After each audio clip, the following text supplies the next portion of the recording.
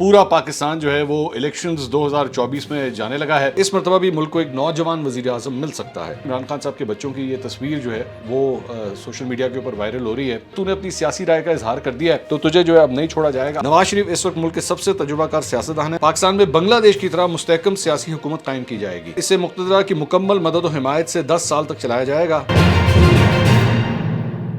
السلام علیکم ناظرین، میں ہوں منصور علی خان، اپنے ڈیجیٹل چینل کے اوپر آپ کو خوش آمدید کہوں گا۔ ناظرین، اب صرف اور صرف تقریباً 12 گھنٹے رہ چکے ہیں جس کے بعد پورا پاکستان جو ہے وہ الیکشنز 2024 میں جانے لگا ہے۔ لیکن اس سے پہلے ایک دن پہلے کیا کیا ڈیولپمنٹس ہوئی ہیں، تھوڑی دیر میں تمام تفصیلات جو ہیں وہ آپ کے سامنے رکھیں گے۔ اور ذہن میں رکھیے گا کہ یہ الیکشنز جو ہیں بڑے خدا خدا کر کے آئے ہیں اور بالآخر اب یہ موقع آ ہی گیا ہے۔ بہرحال تھوڑی دیر میں اس کو ایویلویٹ کرتے ہیں۔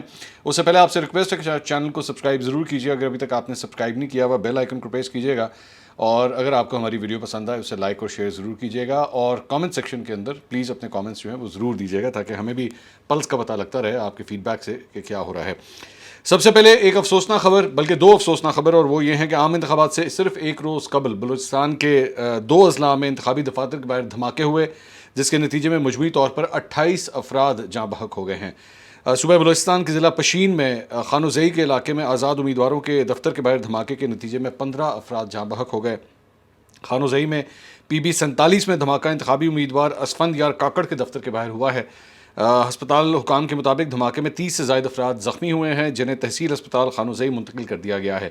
ادھر بلوچستان کے ضلع قلعہ سیف اللہ میں جمعیت علماء اسلام فے کے دفتر کے باہر دھماکے کے نتیجے میں 13 افراد جاں بحق ہو گئے۔ ریسکیو ذرائع کے مطابق دھماکے کے نتیجے میں متعدد افراد زخمی ہوئے ہیں۔ یہ دھماکہ قومی اسمبلی کے حلقہ NA 251 میں JUI کے انتخابی دفتر کے باہر ہوا، جہاں سے مولانا عبدالواسع JUI کے امیدوار ہیں۔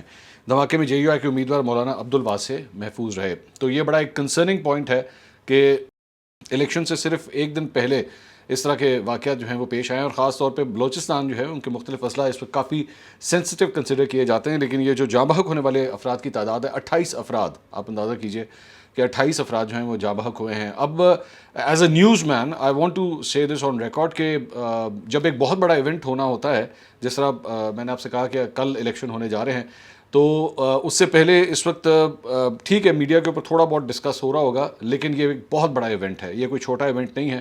اور خاص طور پہ آپ صرف 1 منٹ کے لیے امیجن کیجئے کہ اگر الیکشنز نہ ہوتے اور اس طرح کے دھماکے ہوئے ہوتے جس میں 28 افراد جاں بحق ہو چکے ہوتے، تو میرے خیال میں پورے دن کی سب سے بڑی خبر جو ہے وہ وہی ہونی تھی۔ لیکن کیونکہ اس سے بھی بڑی ایک خبر اس سلسلے میں ہے کہ پورا پاکستان الیکشنز میں جانے لگا ہے، تو یہ خبر اس وقت اتنی ڈسکس نہیں ہو رہی، لیکن it's a very very unfortunate incident.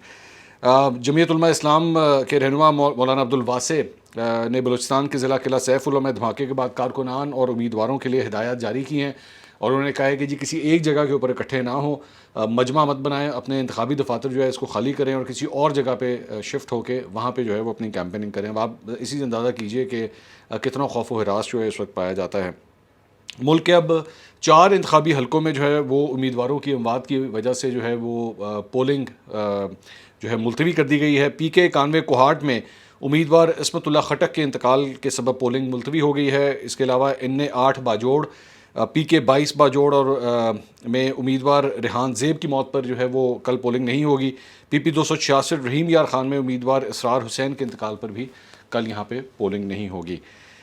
ایک اچھی خبر ہے جناب کہ PTI کی جانب سے جاری بیان میں کہا گیا ہے کہ حکومت پاکستان الیکشن کے روز انٹرنیٹ بند نہیں کرے گی۔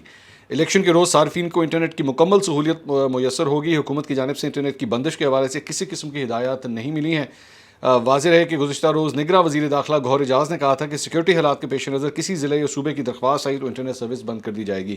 انٹرنیشنل آرگنائزیشنز نے بھی جو ہے وہ اس کے اوپر شدید تشویش کا اظہار کیا تھا کہ آزادی اظہار رائے ہونی چاہیے اور انٹرنیٹ کی بندش جو ہے وہ اس قسم کے اقدامات نہیں ہونے چاہیے۔ اب PTI کی جانب سے جو ہے وہ یہ اناؤنسمنٹ آ گئی ہے، لیکن اوبیسلی کل جا کے ہی پتہ لگے گا کہ صورتحال کیا ہوتی ہے۔ اگر تو جس طرح کی اناؤنسمنٹ ہو رہی ہے، اللہ کرے کہ معاملات ایسے ہی رہیں۔ اس کے علاوہ ملک بھر میں عام انتخابات کے محض چند گھنٹوں کی دوری پر ہیں، جس کے لیے پولنگ عملے کو انتخابی سامان کی ترسیل شروع کر دی گئی ہے، اور کل ہونے والے انتخابات کے لیے انتخابی سامان پریزائڈنگ آفیسرز اور پولنگ عملے کے سپرد کیا جا رہا ہے۔ ادھر الیکشن کمیشن نے فارم 45 کی تیاری کے لیے پریزائڈنگ افسران کو تحریری ہدایات جاری کر دی ہیں۔ ہدایت نامے میں کہا گیا ہے کہ پریزائڈنگ افسران فارم 45 مکمل احتیاط سے تیار کریں تاکہ کسی غلطی کا احتمال نہ ہو۔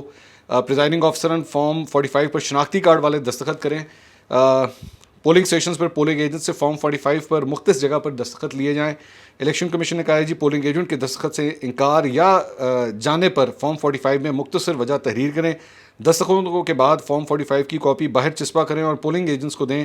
ہدایت نامے کے مطابق چسپاں کیے جانے کے بعد فارم 45 میں تبدیلی کے ذمہ دار پریزائڈنگ افسران ہوں گے. فارم 45 کی تصاویر ریٹرننگ افسر کو ارسال کریں. انٹرنیٹ نہ ہو تو ذاتی حیثیت میں RO آفس جو ہے وہ جمع کرائیں. میں یہاں پہ ایک اور پوائنٹ جو ہے ان لوگوں کے لیے جو ووٹ ڈالنے کے لیے جا رہے ہیں، اور بہت سے ایسے افراد، بلکہ کروڑوں میں ایسے افراد ہیں جو پہلی دفعہ شاید ووٹ ڈالنے کے لیے جائیں گے، ان کے لیے پلیز یہ بات ذہن میں رکھیے گا کہ آپ نے اپنا ID کارڈ لے کے جانا ہے. آپ کا پاسپورٹ، آپ کا ڈرائیونگ لائسنس اور کسی قسم کی کوئی شناخت جو ہے وہ کام نہیں کرے گی. آپ کو آپ کا ID کارڈ چاہیے ہے.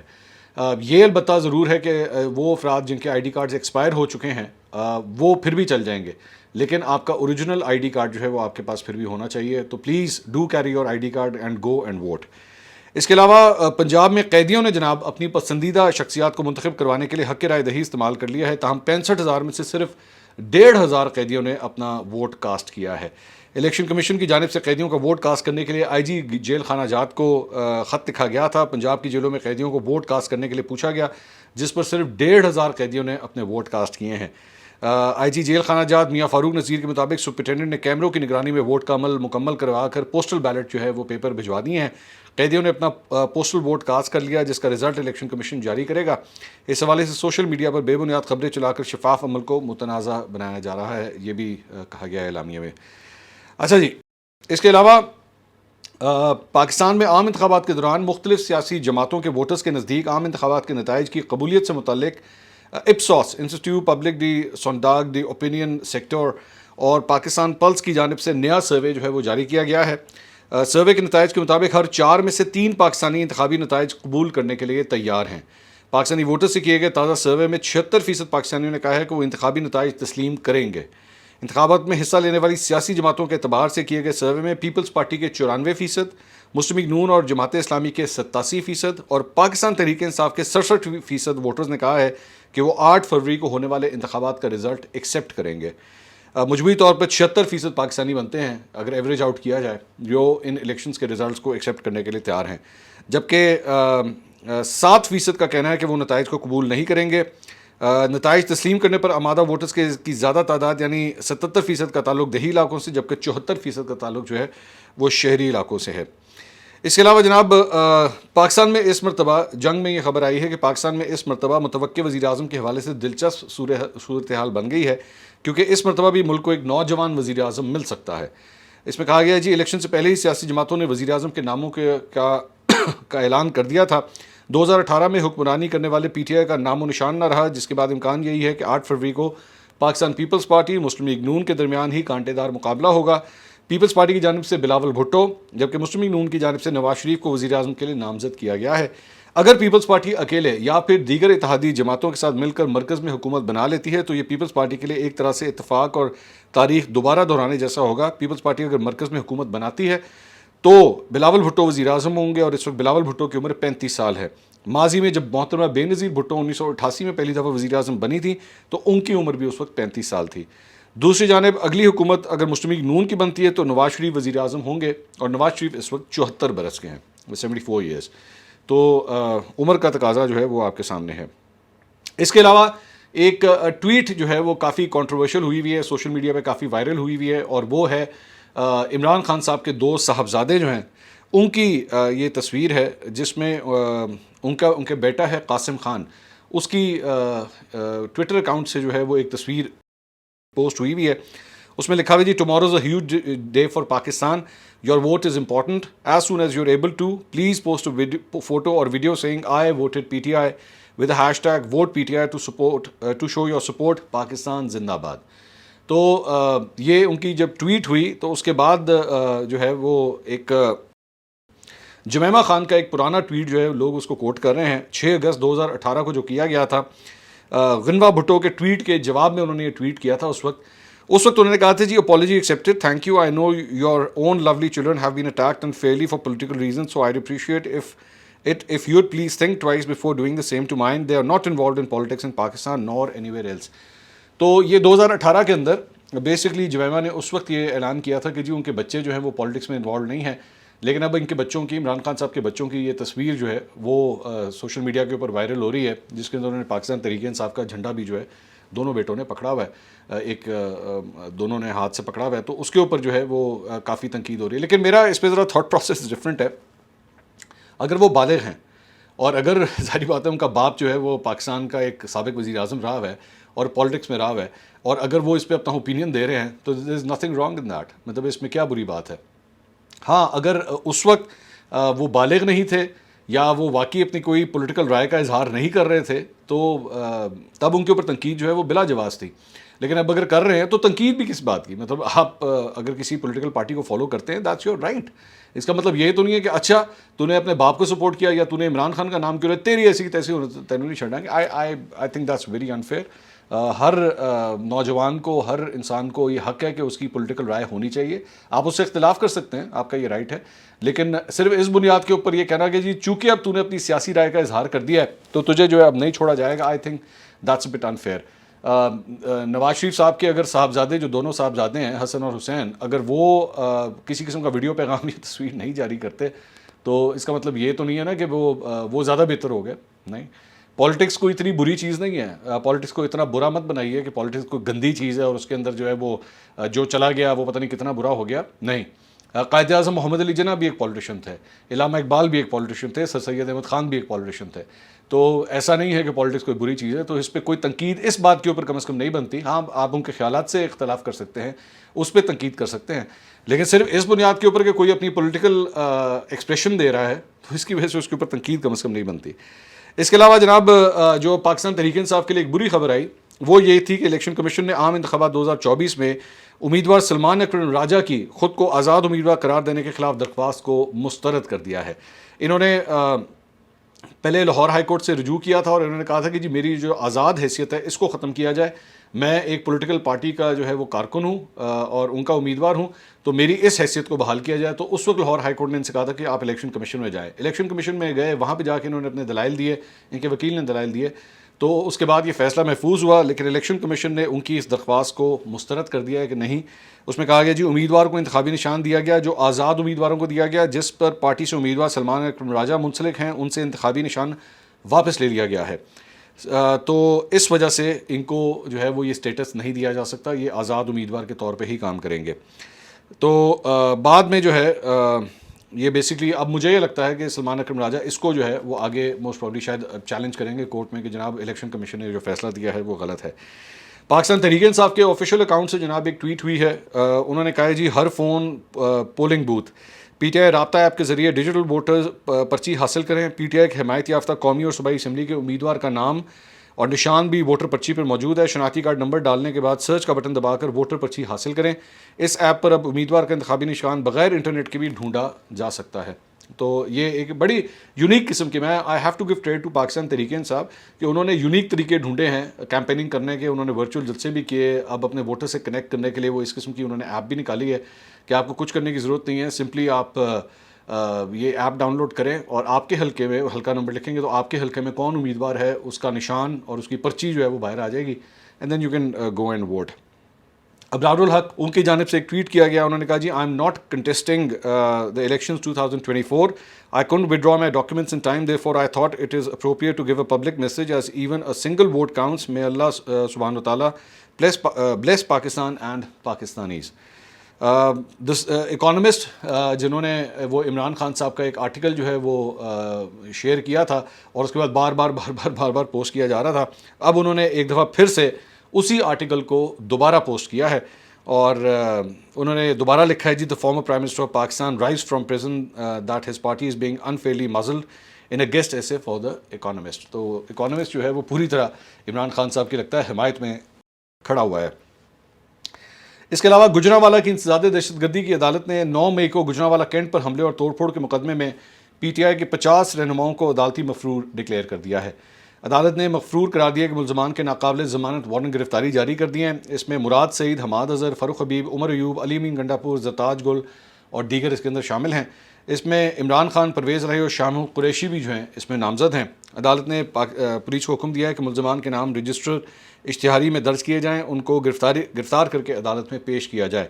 اور دوران سماعت آج جے آئی ٹی ممبران نے عدالت کو بتایا کہ ملزمان عدالتی مقررہ وقت میں نہ دستیاب ہوئے، نہ انہوں نے سرنڈر کیا۔ اچھا جی، سہیل وڑائچ صاحب نے ایک بڑا انٹرسٹنگ کالم لکھا ہے، میں ذرا وہ آپ کے ساتھ شیئر کرنا چاہوں گا۔ وہ فرماتے ہیں کہ جی معلوم نہیں حتمی طور پر کیا ہوگا، مگر فی الحال یہ طے ہوا ہے کہ انتخابات کے بعد پاکستان میں بنگلہ دیش کی طرح مستحکم سیاسی حکومت قائم کی جائے گی اور اسے مقتدرہ کی مکمل مدد و حمایت سے 10 سال تک چلایا جائے گا۔ مقصد یہ ہے کہ جس طرح بنگلہ دیش میں شیخ حسینہ واجد نے اداروں کی مدد سے اپنے ملک کو معاشی ترقی کی راہ پر گامزن کیا ہے، اس کی پیروی کی جائے تاکہ پاکستان میں بھی معاشی اور سیاسی طور پر اپنے قدموں پر کھڑا ہو سکے۔ شروع میں اداروں کا اندازہ تھا کہ اگلی حکومت مخلوط ہوگی جس میں نون لیگ کو وزارت عظمیٰ اور پیپلز پارٹی کو صدارت ملے گی، مگر اب بنگلہ دیش ماڈل اور مستحکم حکومت کے آئیڈیا کی پیروی کرتے ہوئے مخلوط حکومت نہیں بنے گی، جبکہ مسلم لیگ نون اور چند چھوٹی سیاسی جماعتوں کے تعاون سے وفاقی حکومت بنے گی۔ پیپلز پارٹی وفاق میں اپوزیشن میں بیٹھے گی۔ یہ الگ بات ہے کہ زرداری صاحب مفاہمت کا کوئی نیا کارڈ کھیل کر گیم بدل لیں۔ اداروں کا اندازہ ہے کہ 8 فروری کے انتخابات میں نون لیگ بآسانی 100 سے 110 نشستیں، جبکہ پیپلز پارٹی 50 سے 55 نشستیں لے گی۔ نواز شریف وزیر اعظم ہوں گے۔ شہباز شریف بھی وفاق میں ہی اپنے بھائی کی معاونت کریں گے۔ وہ خاص طور پر مقتدرہ سے رابطہ کار کے فرائض انجام دیں گے۔ پنجاب اور بلوچستان کی صوبائی حکومتیں بھی نون لیگ کے حصے میں آئیں گی۔ نون لیگ کی پنجاب کی وزارت اعلیٰ کی امیدوار مریم نواز شریف ہیں۔ اداروں میں ابتدائی طور پر مریم نواز کے نام پر کچھ مزاحمت تھی، لیکن شنید ہے کہ مضبوط اور مستحکم وفاق اور پنجاب بنانے کے لیے اسی نام پر اتفاق ہو گیا ہے۔ سندھ میں پیپلز پارٹی کی صوبائی حکومت واضح طور پر بنتی نظر آ رہی ہے، جبکہ خیبر پختونخوا میں ابتدائی طور پر تحریک انصاف کی اکثریت ہوگی، مگر بعد ازاں پرویز خٹک یا کسی اور مہربان کا قرعہ فعال نکلے گا۔ پہلے تحریک انصاف کا وزیر اعلیٰ بن سکتا ہے، اگر اس نے مزاحمتی رویہ اپنایا تو اسے رخصت کر دیا جائے گا۔ اس سرکاری خاکے کے مطابق تحریک انصاف کہاں کھڑی ہوگی؟ سرکاری حکمت عملی یہ ہے کہ جہاں پی ٹی آئی کا مقابلہ کرنا محال ہے، جیسے میاں والی، وہاں کوئی مداخلت نہ کی جائے اور پی ٹی آئی کے حمایت یافتہ آزاد امیدواروں کو جیتنے دیا جائے۔ حکمت عملی خیبر پختونخوا میں یہی حکمت عملی خیبر پختونخوا میں اختیار کی گئی ہے۔ لاہور کے بارے میں بھی پہلے اندازہ تھا کہ نون لیگ 8 اور پی ٹی آئی کے حمایت یافتہ 6 نشستیں جیتیں گے۔ اب سرکار کو یہ لگ رہا ہے کہ نون لیگ لاہور کی 10 نشستوں پر لیڈ کر رہی ہے، جبکہ 4 نشستوں پر اب بھی تحریک انصاف کا پلہ بھاری نظر آ رہا ہے۔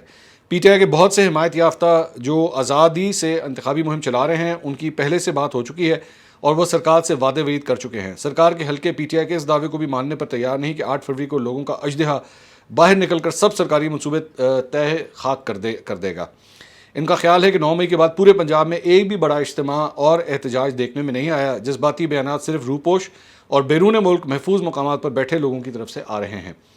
سرکار کا بھی یہ خیال ہے کہ عمران خان کو دی گئی سزاؤں کے بعد کہیں احتجاج نہیں ہوا، کہیں لوگ باہر نہیں نکلے۔ یہ بھی کہا جا رہا ہے کہ عمران خان کی عدم موجودگی کی وجہ سے ان کے حامیوں میں جو جنون 2018 کے الیکشن میں نظر آتا تھا وہ اب کہیں نہیں ہے۔ ان کی رائے ہے کہ پچھلے بار بیرون ملک سے بہت سے پاکستانی ووٹ ڈالنے آئے تھے، اس بار کوئی نہیں آیا، اور پہلے جن لوگوں کا خیال تھا کہ خان آئے گا تو دودھ اور شہد کی نہریں بہنا شروع ہو جائیں گی، ان کے خواب بھی ٹوٹ چکے ہیں۔ ایسے میں تحریک انصاف کے حمایت یافتہ جیت بھی گئے تو وہ آسانی سے ٹوٹ جائیں گے۔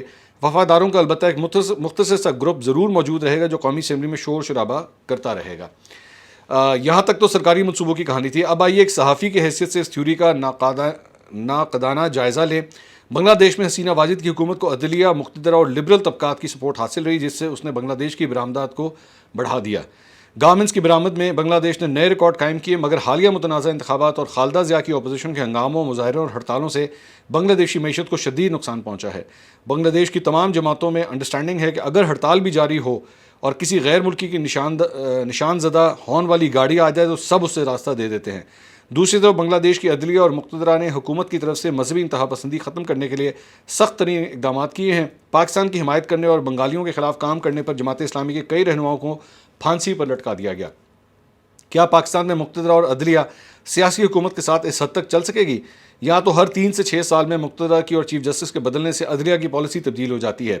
آج تو کہا جا رہا ہے کہ نون لیگ اور مقتدرہ طویل المدتی طور پر اکٹھے چل کر معاشی ترقی پر کام کریں گے، لیکن ابھی سے مجھے یہ نظر آ رہا ہے کہ ہمارے آرمی چیف صاحب بھارت کو سازشی دشمن سمجھتے ہیں، جبکہ نواز شریف صاحب بھارت سے دوستی کرنا چاہتے ہیں۔ اب اس خلاء کو کون پر کرے گا؟